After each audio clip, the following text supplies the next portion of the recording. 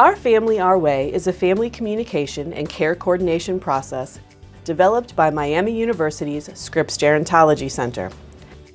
In this video, we'll talk about several key elements that we recommend for an effective family meeting. Once you've decided who should be included in your family meeting, pick a date, time, and location that works for everyone. Allow at least 2 hours for your family meeting so you don't feel rushed. If you're not sure who to include in your meeting, there are tip sheets on the Our Family Our Way website to help you think it through. Most families have their meeting in one family member's home. Some families make it a point to hold their meeting in the home of the person with care needs, so it's easier for them to participate. The care and support arrangement affects everyone in your family differently, and the main point of a family meeting is to get everyone on the same page, the person with care needs and the care partners. Effective conversations involve the opportunity for each family member to share their thoughts, so you can work together to include everyone's perspectives into the best possible plan for your family. On the Our Family Our Way website, you'll find all the tools you need to help you conduct your family meeting. Before the meeting, each family member, including the person with care needs, should spend some time on their own thinking about your family's care and support arrangement, what's needed, what's happening now, what's wanted, and what's possible. Most importantly, each family member, including the person with care needs, should write down their thoughts and observations ahead of your family meeting and be prepared to share them at the meeting. On the day of your meeting, make yourselves comfortable. Sitting around a table may work best, but work with what you have. You'll need room to spread out the materials you completed ahead of time. Be sure to have your favorite drinks and snacks on hand, as well as pens and paper for everyone. Some family members may be attending the meeting by telephone or through an online video platform. If you have family members attending remotely, get them connected before you begin your meeting. Begin by agreeing to some ground rules, like everything's on the table, no raising our voices, everyone gets a chance to talk, or everyone put away your phones and devices. Whatever will help your family have the smoothest possible conversation. Every family member should have the chance to suggest a ground rule. We do recommend one universal ground rule. Do your best to begin your messages to each other with I.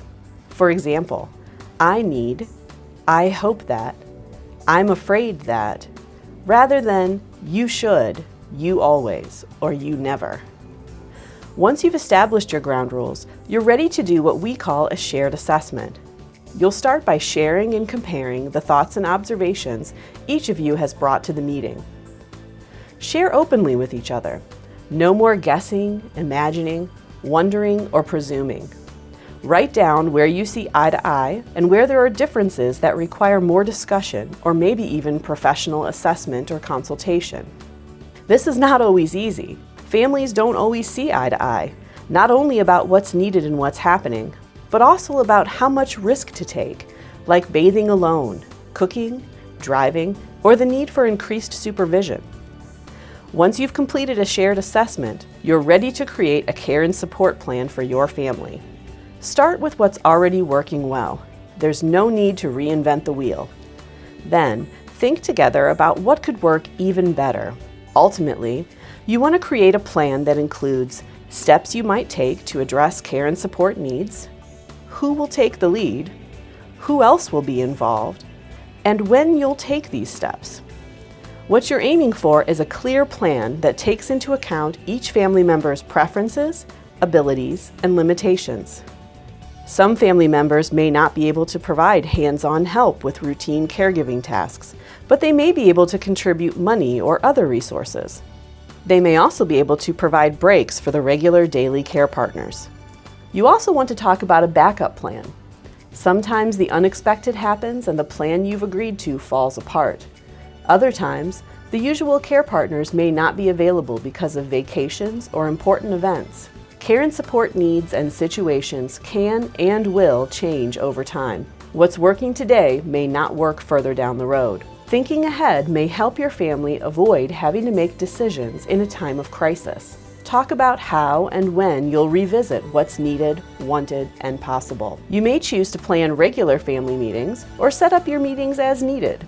Not all meetings need to be face-to-face. Do what works for your family. Finally, it's important to list those areas that you didn't get to by the end of your meeting and where there are gaps in care and support. Take note of places where you didn't agree or didn't make a decision. During your meeting, go at your own pace and pay attention to how you're feeling. If things are getting tense, consider taking a break for a few minutes, or a few days if needed. You can always call another meeting and try again. Don't expect to fix everything in one day.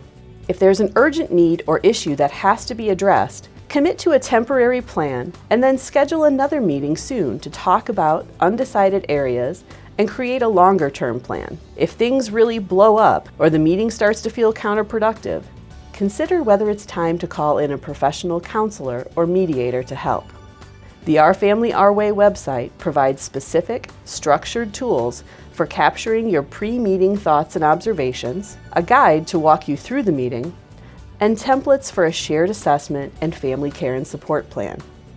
To view, download, and print these free tools and resources, visit the Our Family, Our Way website at miamioh.edu/scriptsaging/OFOW.